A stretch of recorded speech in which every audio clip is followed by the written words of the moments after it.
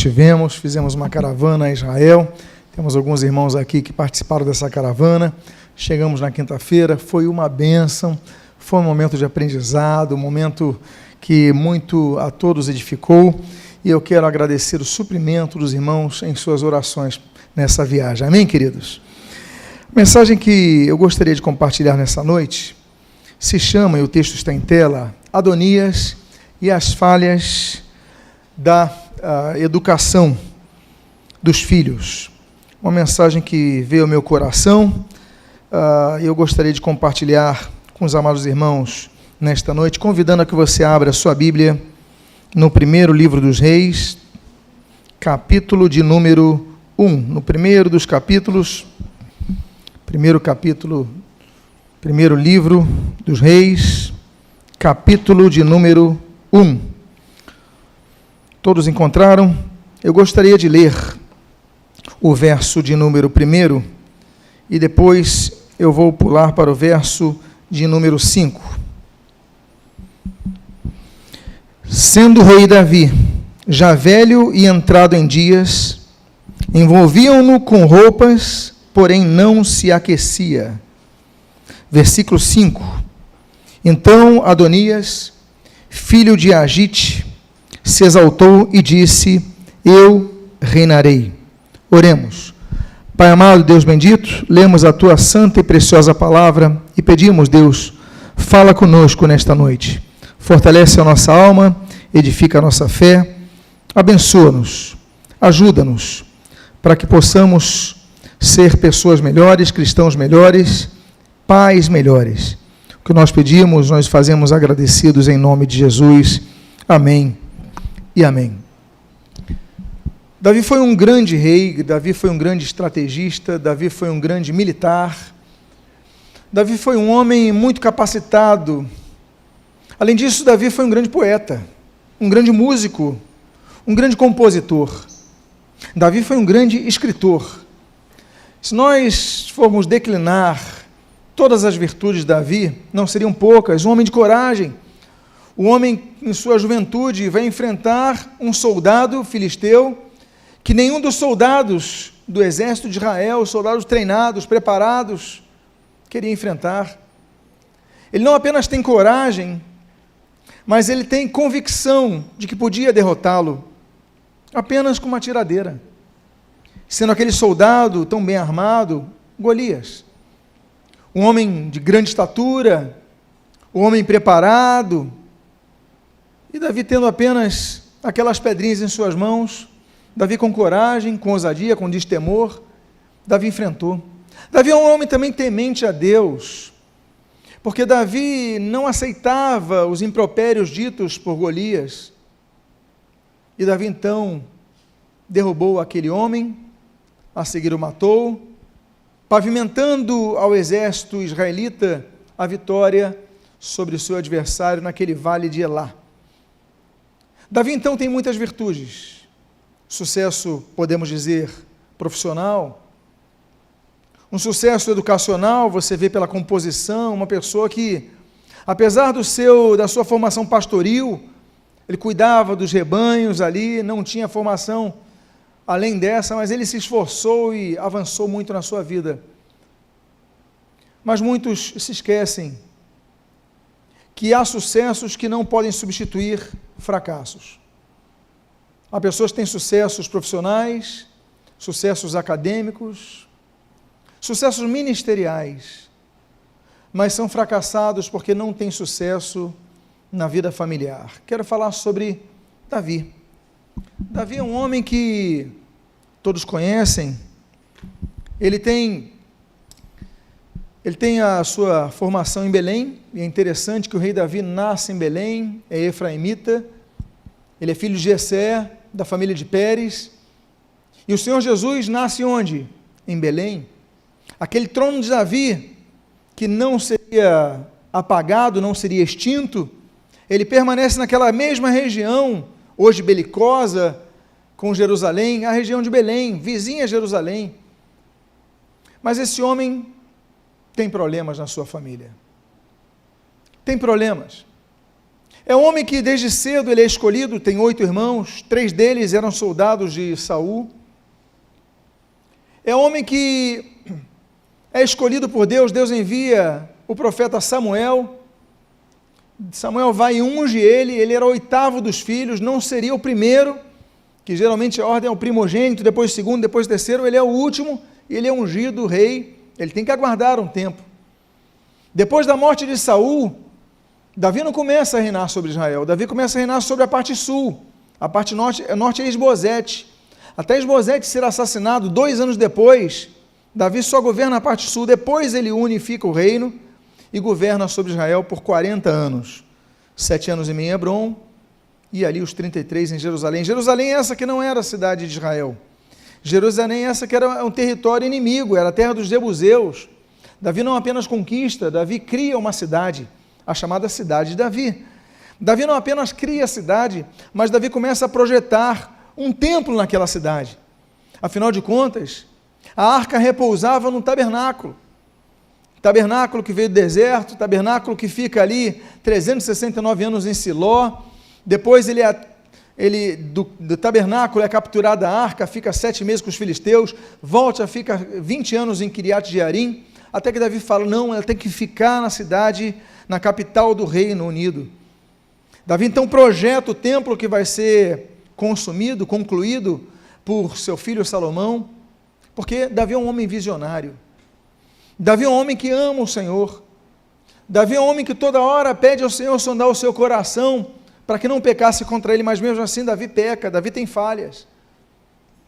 E dos problemas de Davi, na sua vida familiar, é que Davi era um homem tão apaixonante, você vê essas paixões de Davi nos seus salmos, você vê esse teor, que Davi vai se apaixonando por várias mulheres, se casa com 8. 8 mulheres. São 8 esposas, e isso vai gerar um problema. Aí tem a Ainoã, nós temos a Abigail, nós temos a Batseba, que todos conhecem, que vai seduzi-lo quando ele estava na varanda. Nós temos tantas outras esposas, Mical, Maaca, Eglá, mas Davi se casa com 8 mulheres e aí tem 20 filhos.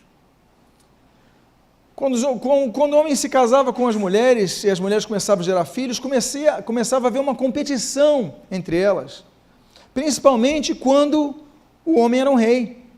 A competição é a seguinte, não, meu filho vai reinar, não, meu filho vai reinar, não, meu filho vai reinar. E aí nós começamos a ver problemas familiares, um homem bem-sucedido, com problemas na família. E nós começamos a ver um problema familiar com o filho Absalão. Absalão, ele tem problema. A Bíblia diz que ele era muito bonito, era muito belo. Era um homem que tinha um porte muito bonito, muito agradável. Só que Absalão tenta derrubar o seu pai. Absalão, ele sabe de uma situação de o seu meio-irmão, Amnon. E Amnon olha o problema familiar. Um filho quer derrubar o pai. Mas tem outro filho, Amnon, que se apaixona por uma irmã, Tamar. E a Bíblia diz que Amnon abusa da sua irmã Tamar, violenta a sua irmã Tamar, estupra a sua irmã. Que família! A família de Davi tem um filho que estupra a própria irmã, e 2 anos depois, Absalão mata o Amnon. Olha que família problemática. Estupros entre irmãos, assassinato entre irmãos. Aí daqui a pouco, Absalão tenta derrubar Davi, levanta um exército, o exército de Davi vai contra Absalão, guerreiam, e Davi dá uma ordem a Joabe, olha, vença o exército, mas poupem meu filho, não mate ele. Só qual é o problema de Absalão? Bom, Absalão tinha cabelos compridos, e a Bíblia diz que quando ele está fugindo, os seus cabelos se prendem numa árvore. Quando Joabe vê, apesar da ordem de Davi, não toca no meu filho, traz meu filho com vida, apesar dele ser rebelde, apesar dele tentar derrubar o meu reino, não mate ele. Mas Joabe, que era o comandante, ele fala, agora ele está ali. E a Bíblia diz que ele alveja 3 vezes Absalão, até que o matam. Davi chora, Davi pranteia, porque apesar do filho ter tentado derrubar o seu pai, era filho. Aí você fala, bom, então a história dos problemas de Davi acabam aí. Davi acabou com os problemas quando morre Absalão? Não. Porque 6 anos depois surge em cena esse contexto que nós lemos. Você leu comigo. Davi tinha 63 anos quando Absalão se levantou contra ele. Agora Davi tem 69 anos. A Bíblia diz que ele se cobre, ele se veste, mas não consegue se aquecer. E ele está muito doente. E o versículo que você lê em tela, a Bíblia diz o seguinte: então Adonias, filho de Agite, se exaltou e disse: eu reinarei. Providenciou carros e cavaleiros, e 50 homens que corressem adiante dele. Jamais seu pai o contrariou, dizendo: por que se procede assim, procedes assim? Além disso, era ele de aparência muito formosa e nascera depois de Absalão. Amados irmãos, o problema permaneceu, porque apesar de Absalão ter tentado derrubar o pai, 6 anos depois, um outro filho tenta fazer o mesmo. E o mais interessante é que na linha sucessória, Adonias era mais velho que Salomão. A gente só se lembra do rei Salomão. A gente só se lembra de Salomão erguendo o templo. A gente só se lembra dos provérbios de Salomão, o reinado de Salomão. Mas Salomão não era para reinar. Quem seria o sucessor seria Adonias. Mas o que Adonias faz? Meu pai está velho, meu pai não consegue se aquecer, tem 69 anos, que se nós traduzirmos 69 anos daquela época, seria quase como 90 das épocas atuais. As pessoas não tinham as medicações, não se alimentavam com as vitaminas que nos alimentamos hoje. As pessoas morriam mais cedo naquela época. 70 anos era uma idade muito avançada. Bastava Adonias esperar, mas ele não quis esperar. Ele muito se aproveitou do seu pai. Meu pai está idoso, o povo está vendo, já reinou 40 anos, não consegue mais se aquecer, eu vou derrubá-lo. Vou chamar cavalos, cavaleiros, vou chamar aqui 50 homens que corram à frente, que gritem: olha o próximo rei Adonias, e vou tomar logo posse. Ele não quis aguardar. Nos lembramos de quem? Que perdeu a bênção por não saber aguardar. De quem? De Saul. Samuel falou: eu vou estar lá, mas Saul não aguarda para fazer o holocausto. E aí, meus amados irmãos, o problema dessa falta de paciência para aguardar, o problema dessa falta de uma estrutura familiar que soubesse respeitar o pai, que soubesse respeitar os irmãos, que soubesse respeitar o tempo, está nesse texto. Eu coloquei em texto mais alto. A Bíblia diz: jamais o contrariou. Jamais o contrariou. O problema de Davi, de um grande rei, foi um excelente rei, de um grande militar, de um grande estrategista, de um homem visionário, um homem que amava o Senhor, é que não disciplinava os filhos. A Bíblia diz que o pai que ama disciplina o filho desde cedo, Provérbios, capítulo número 13. A Bíblia diz: bem-aventurado Jó. O livro de Jó diz que bem-aventurado é aquele que é disciplinado pelo Senhor. É por isso que Provérbios fala sobre isso, sobre a disciplina do Senhor. Deus disciplina a quem ama. Não podemos rejeitar a disciplina do Senhor. Provérbios capítulo 3 fala sobre isso. Nós devemos entender que nós somos disciplinados porque Deus nos disciplina porque nos ama. A Bíblia diz que quem ama a disciplina, ama o conhecimento, Provérbios capítulo 12. Mas nós não sabemos ser disciplinados. Quando a Bíblia nos disciplina, quando a palavra de Deus nos disciplina, quando a pregação nos disciplina, nós fazemos: então eu vou ignorar a disciplina do Senhor. Não entendem que Deus está falando. E se um líder disciplina a ovelha, você muda de igreja. Se um pai disciplina o filho, você sai de casa. Nós não queremos ser disciplinados.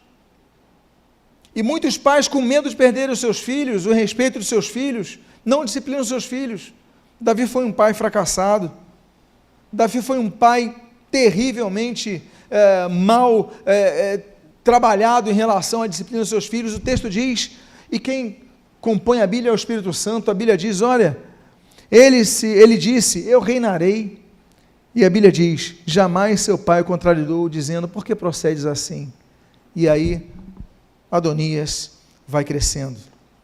A Bíblia, então, diz que o problema dessa sublevação de Adonias foi que Davi foi um pai mau.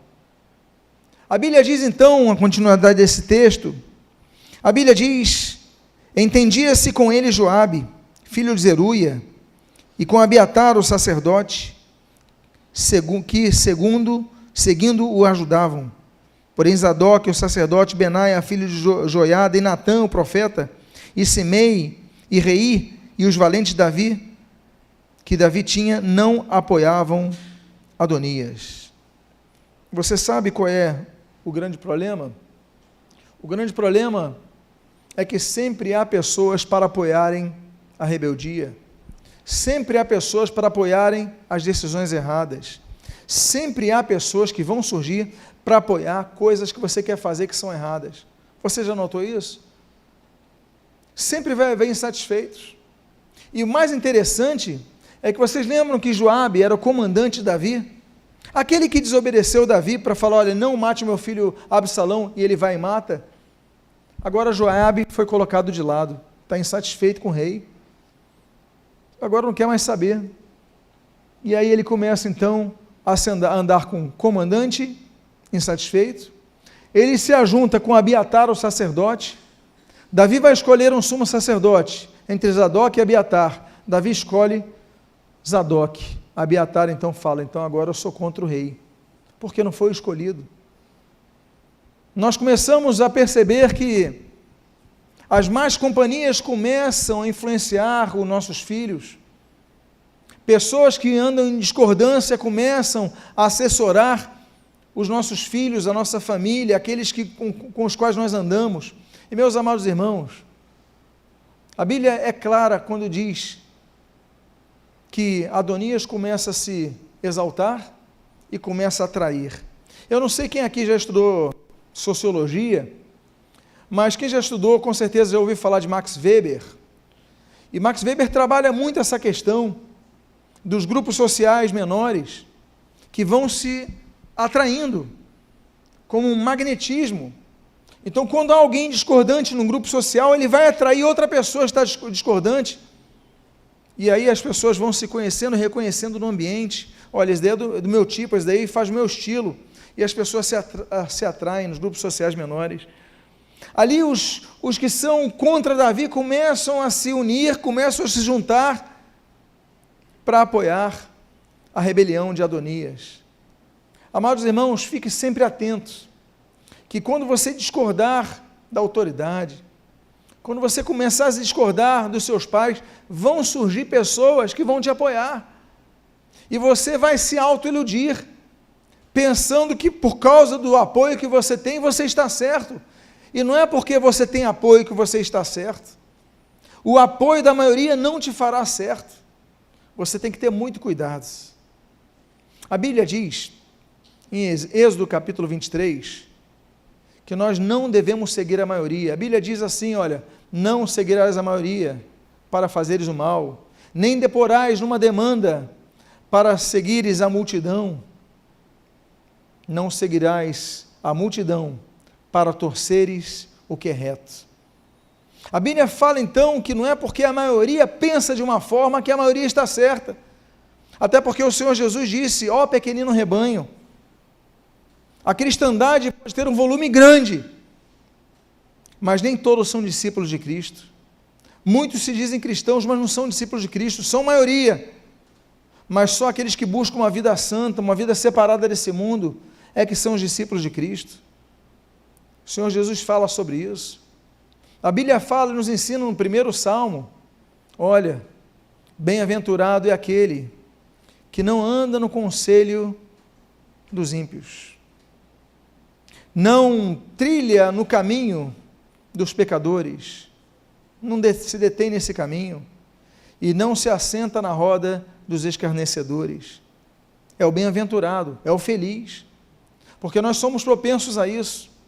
Em 1 Coríntios capítulo número 15, a Bíblia diz que as más companhias corrompem os bons costumes.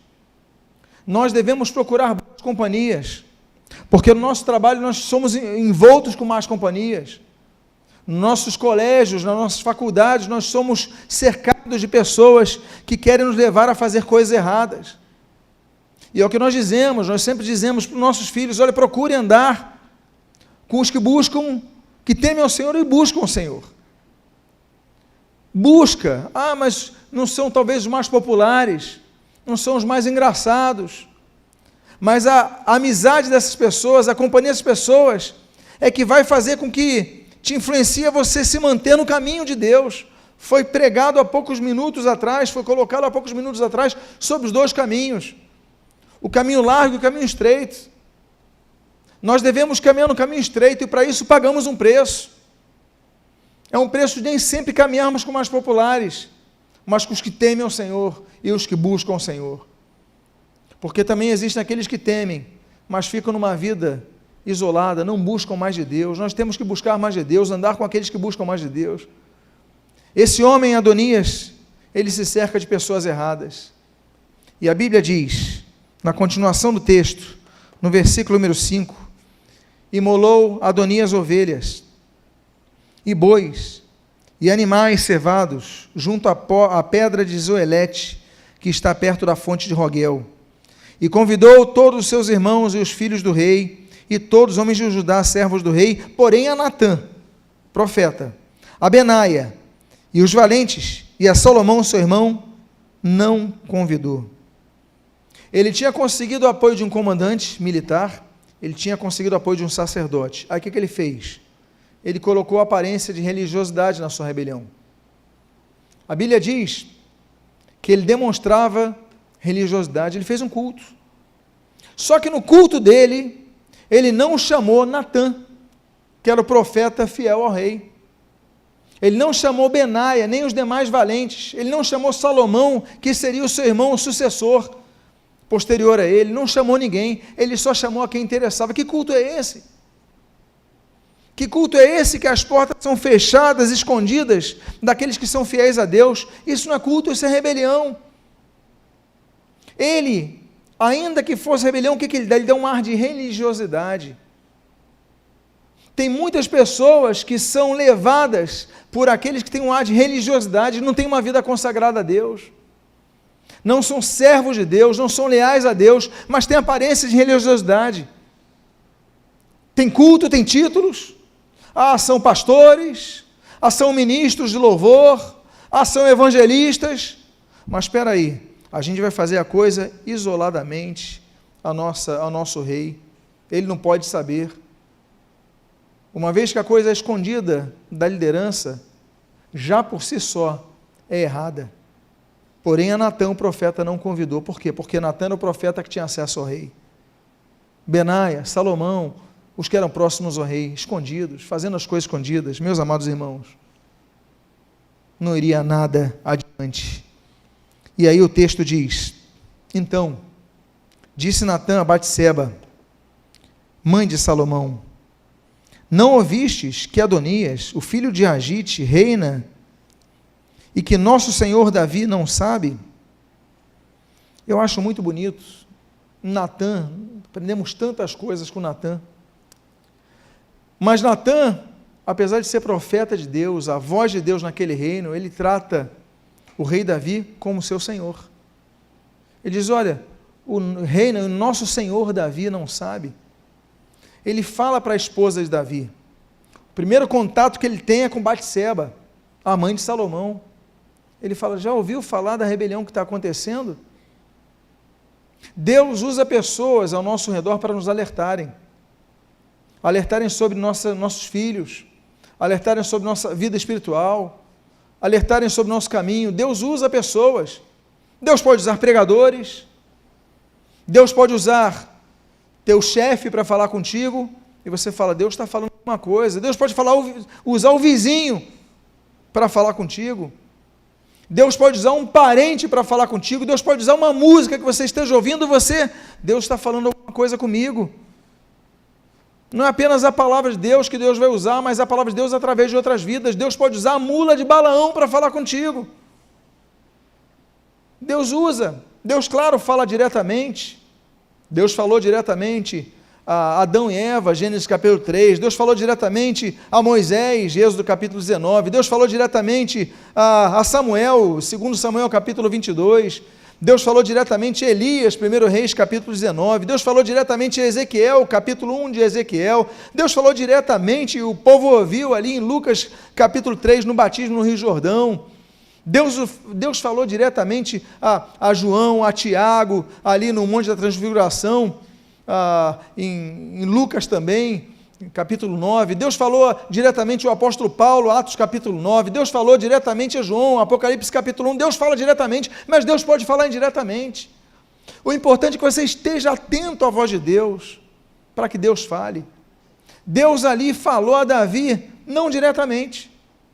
Deus que falava tantas vezes a Davi de maneira direta, até para compor os salmos, Deus ali, ele usa Natã para falar para a esposa. Por quê? Porque Davi estava insensível naquela fase. Davi, por algum motivo, não estava aberto a ouvir a voz de Deus. Deus usa Natã, o profeta, como já usaram anteriormente, quando o pecado de Adão, ali com a própria Batseba, em relação ao pecado com Urias, o filho de Agite, ele se autoproclamou rei, e você não sabe? E a Bíblia então continua dizendo, no versículo 11 ao 30, vai, apresenta-te ao rei Davi e dize-lhe, não juraste, ó rei, senhor meu, à tua serva, dizendo, teu filho Salomão reinará depois de mim e se assentará no meu trono? Porque, pois, reina Adonias? Eis que estando tu ainda a falar com o rei, eu também entrarei depois de ti e confirmarei as tuas palavras. Apresentou-se, pois, Batseba ao rei, e Batseba inclinou a cabeça e prostrou-se perante o rei, que perguntou, o que desejas? Respondeu-lhe ela, Senhor meu, juraste à tua serva pelo Senhor teu Deus, dizendo, Salomão teu filho reinará depois de mim, e ele se assentará no meu trono. Agora eis que Adonias reina, e tu, ó rei, meu senhor, não o sabes.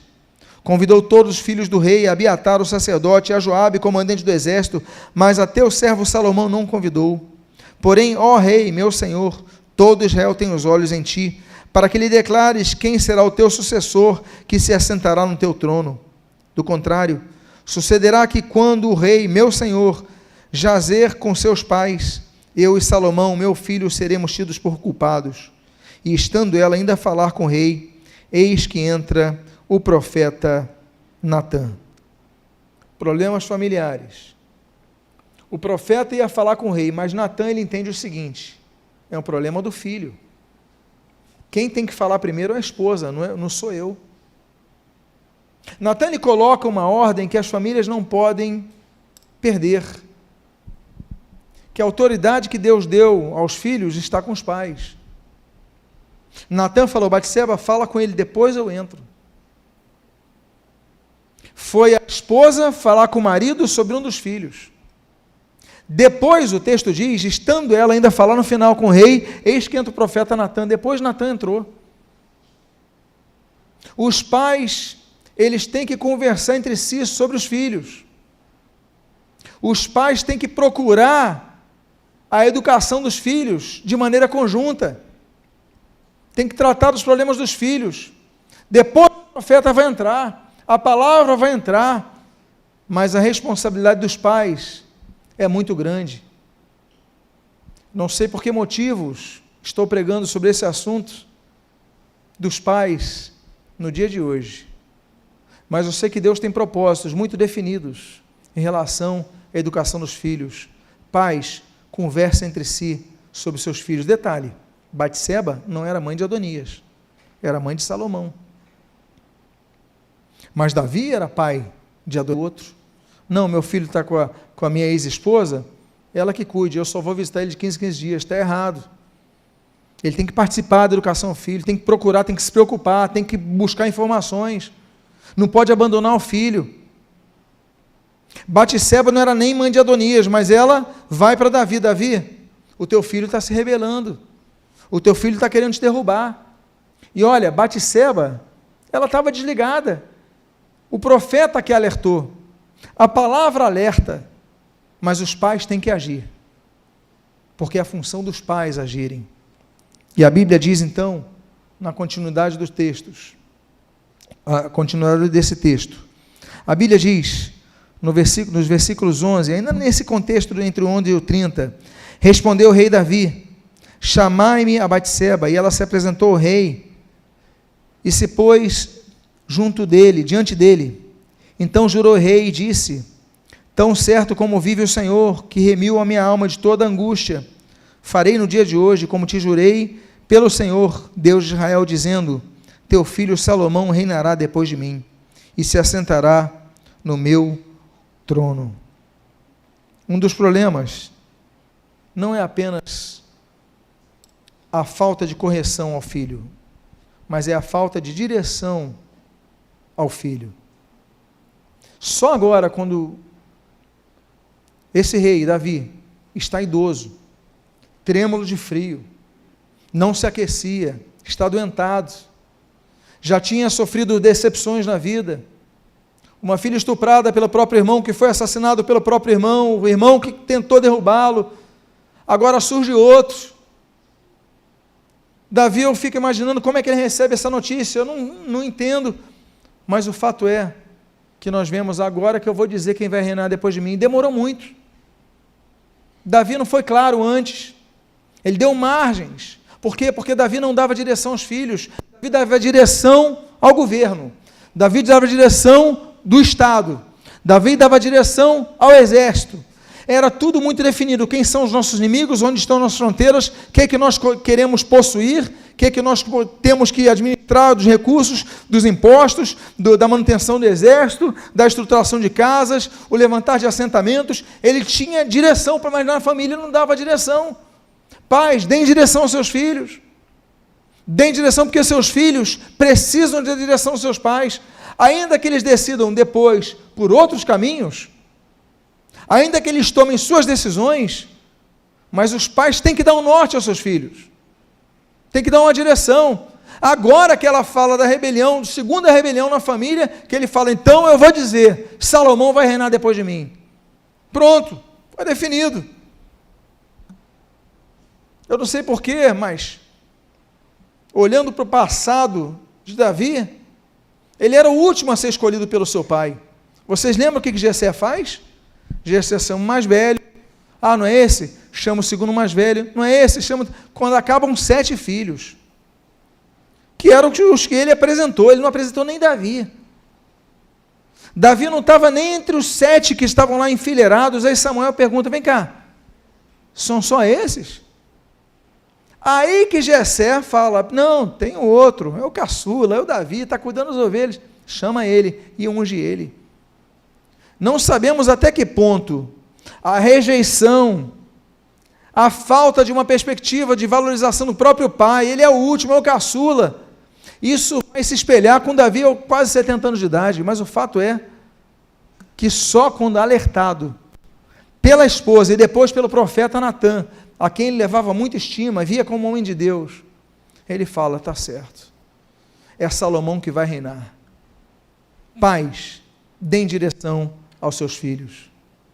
E ali, o texto do versículo 32 ao 35, depois no versículo 39, a Bíblia diz: disse o rei Davi: chamai-me a Zadok, o sacerdote, a Natã, o profeta, e a Benaia, filho de Joiada. E eles se apresentaram ao rei. Disse-lhes o rei: tomai convosco os servos de vosso senhor, e fazei montar meu filho Salomão na minha mula, e levai-a a Giom. Zadok, o sacerdote, com Natã, o profeta, ali ungirão o rei sobre Israel. Então tocareis a trombeta e direis: viva o rei Salomão. Subireis após ele, e virá e se assentará no meu trono, pois ele é quem reinará em meu lugar, pois ordenei que seja ele príncipe sobre Israel, sobre Judá. Então tocaram a trombeta, e todo o povo exclamou: viva o rei Salomão. E após ele subiu todo o povo, tocando gaitas, alegrando-se com grande alegria, de maneira que, com seu clamor, parecia fender-se a terra. Como diz o ditado, antes tarde do que nunca. Ele procura então o sumo sacerdote, ele procura o profeta, ele procura o comandante, ele procura e fala: agora vocês vão pegar Salomão, só que vão fazer o seguinte: vocês vão colocar na mula, não no cavalo. Como o rei tomava posse? No mais belo dos cavalos, não é isso? Quando você passa por praças em grandes cidades, geralmente você vê monumentos de grandes líderes montados em uma mula ou em um cavalo. Em um cavalo. Você vai ali na Praça do Pacificador, em Duque de Caxias, está lá ele no cavalo. Você vê o quadro da independência do Brasil, Dom Pedro I em cima de um belíssimo cavalo. Mas Davi ele fala: bom, peraí, eu já errei demais com meus filhos. Eu já errei demais. Eu não vou encher o meu filho Salomão de orgulho, porque eu estou dando posse a ele, eu estando em vida. Detalhe, Davi não tinha morrido. É um detalhe interessante, porque as posses aconteciam após a morte do rei. Quando você vai acompanhando a história dos reis, o rei morre e o outro assume. Nesse caso, não. Para quebrar aquela rebelião, Davi ainda está vivo, mas ele vai falar: ele vai sentar no meu trono. Davi age com humildade. Davi ainda não morreu, mas ele fala: unjam Salomão, e a seguir, digam, clamem, viva o rei, e ele vai se assentar no meu trono. Mas, antes disso, ele vai tomar posse na fonte de Guiom, montado numa mula. Eu achei muito interessante, quando nossa irmã mencionou o túnel de Ezequias. Estive lá, semana passada, realmente, é uma prova passar por aqueles corredores dos cananeus, aquele local tão estreito. Mas antes de nós entrarmos naquele túnel tão estreito, nós passamos por um local chamado Guiom, a fonte de Guiom, naquele mesmo túnel, que antes era aberta, hoje está fechada. Foi ali, naquele túnel, no caminho do túnel de Ezequias, que Salomão foi ungido rei. Mas ele, para ser rei, monta numa mula, num jumentinho, num animal simples. Porque Davi não tinha cavalo? Davi tinha centenas de cavalos. Aliás, ele tinha milhares, se contar com todos os cavalos do reino que ele tinha à disposição. Mas ele fala: não, eu estou velho, mas ainda há tempo de tentar corrigir os meus erros. Pais, ainda que vocês tenham falhado, seus filhos já cresceram, talvez filhos tenham dado problema com Absalão, com Adonias, com Amnon, mas ainda você tem chance de falar: dá para colocar o meu filho montado numa mula, dá para ensinar algo para o meu filho. Já se passou tempo, eu perdi a oportunidade. Não, peraí, você ainda tem oportunidades. Pais, você ainda pode pegar o telefone, ajudar, aconselhar. Ele falou: peraí, não vou colocar no cavalo mais belo que eu tenho, não vai ser o cavalo branco de Napoleão que ele vai subir, não, eu vou colocar numa mula, e ali ele vai ser ungido rei, começar o seu reino com humildade. E a gente vê como começa o reino de Salomão. Qual é a primeira coisa que Salomão pede? Riquezas? Poder? Qual é a primeira coisa que ele pede? Senhor, preciso de sabedoria. Começo com humildade. Pais, ainda que tenham falhado, procurem novas oportunidades para ajudarem seus filhos. Agora, ainda assim, ele falhou. Por que esse texto mostra que ele falhou? Porque a Bíblia não diz que ele procurou Adonias para conversar com ele. A Bíblia não diz. A Bíblia só diz que ele falou: então deem posse a Salomão. Mas a Bíblia não diz: não, vem cá, chame meu filho para conversar. Mais um filho, será que mais um filho vai morrer por causa disso? E meus amados irmãos, nós aprendemos que até quando tentamos ajudar, às vezes falhamos. Pais, procurem fazer os acertos, sem manter os erros. O texto então continua, dizendo no versículo 41 ao 43, 46 e 49, Adonias e todos os convidados que estavam com ele o ouviram quando acabaram de comer. Também Joabe ouviu o sonido das trombetas e disse: que significa esse ruído da cidade alvoroçada? Estando ele ainda a falar, eis que vem Jonatas, filho de Abiatar, o sacerdote, e disse a Adonias: entra, porque és homem valente e traz boas notícias. Respondeu Jonas e disse a Adonias: pelo contrário, nosso senhor, o rei Davi constituiu rei a Salomão. Salomão já está sentado no trono do reino. Então estremeceram e se levantaram todos os convidados que estavam com Adonias, e todos se foram, cada um tomando o seu caminho. Assim que, e a estratégia de Davi é a seguinte: vocês coloquem Salomão numa mula,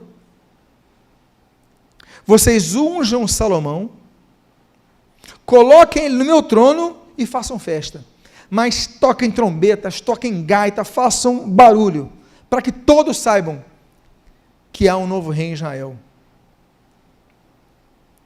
O complô de Adonias, eles estão jantando, estão ceando, de repente, o que houve com esse barulho? Que barulho é esse? E vem Jonatas, filho do sacerdote Abiatar, e fala: não, já tem um novo rei. E diz a Bíblia que todo mundo que estava com Adonias começa a assumir. Eu fico me lembrando ali do filho pródigo, que quando acaba o dinheiro, aqueles amigos começam a assumir. No momento que Salomão é constituído rei, os amigos de Adonias começam a assumir. Eu quero dizer para você, pai, a você, mãe, que tem orado pelo seu filho, que tem clamado pelo seu filho, que quando você começar a fazer a coisa certa, começar a dar direção, começar a dar instrução, começar e orar pelos seus filhos, esse grupo de pessoas que estão cercando com má influência os seus filhos vão começar a dissipar. Ore pelo seu filho, eles vão ver que Deus está agindo. Bastou uma decisão certa de Davi para o grupo da rebelião se dissipar. Não esqueça dos seus filhos, não abandone os seus filhos. E eu concluo dizendo, e usando, o texto de Deuteronômio 5,16, honra teu pai e tua mãe, como o Senhor teu Deus te ordenou, para que se prolongue os seus dias sobre a terra, e tudo te vá bem na terra que o Senhor teu Deus te dá. Deuteronômio, como vocês sabem, é um registro do relato da preparação do povo para possuir a terra prometida. Amados irmãos, essa palavra é para famílias, essa palavra é para pais, essa palavra é para pessoas que estão vivendo situações difíceis, que vocês possam, ainda que tardiamente, mas ouvirem o que o Senhor está dizendo. Deus pode estar levantando profetas Natãs para te alertar, Deus pode estar levantando as Batsebas para te alertar, mas o que Deus está dizendo é: faça a coisa certa com seus filhos. Eu queria fazer uma oração pelas famílias nessa noite. Eu quero convidar a que você, por favor, fique de pé. Eu quero orar pela família de cada um aqui. Vocês que são pais, eu quero convidar a você a colocar a mão no seu coração, para você orar pelos seus filhos, e os demais, para que vocês possam orar pelos seus pais. Vamos fazer isso agora? Esse culto que estamos dedicando às famílias, vamos orar ao Senhor por nossas famílias. Pai amado, Deus bendito, a história de Adonias é uma história tensa, de problemas familiares que vão se amplificando. Mas, Pai amado, em nome de Jesus, a Tua palavra foi escrita, o registro até nós chegou para nos direcionar, para nos alertar sobre o que nós devemos fazer. Sim, Pai, nos alertar inclusive sobre nossos erros, para que possamos consertá-los a tempo. Abençoa os pais aqui presentes, abençoa, Pai, dando-lhes sabedoria vinda do alto, para que não apenas eduquem os seus filhos, mas no caso daqueles que já são crescidos, não desistam dos seus filhos, mas continue trabalhando em prol deles. Abençoa as famílias nesta noite. Abençoa, Senhor, aqueles que estão ouvindo essa mensagem na internet. Fala com eles, Pai. Toca nas suas vidas. Restabelece força. E que em nome do Senhor Jesus, eles possam, Senhor, ainda que numa idade avançada, Davi tinha 69 anos, Davi estava enfermo, mas ainda assim, ele teve tempo de se acertar. Abençoa as famílias, abençoa os pais, abençoamos nossos filhos, declaramos com a nossa própria boca que nossos filhos são por nós abençoados. Aqueles que estão, Senhor, envoltos em más companhias, assim como foi feito com Adonias, que essas companhias, elas sejam dissipadas, ou venham a se converter a Ti. Mas nós pedimos, Deus, levanta servos Teus, para que estejam envolvendo nossos filhos, preservando nossos filhos, para que Te sirvam por toda a sua vida. E são as Tuas bênçãos que nós rogamos sobre nós, e agradecemos em nome de Jesus. Amém e amém. Diga à pessoa que está do seu lado, que Deus abençoe a sua casa, que Deus abençoe a sua família, em nome de Jesus. Amém. Vou chamar aqui o pastor Carlos Carvalho, que vai nos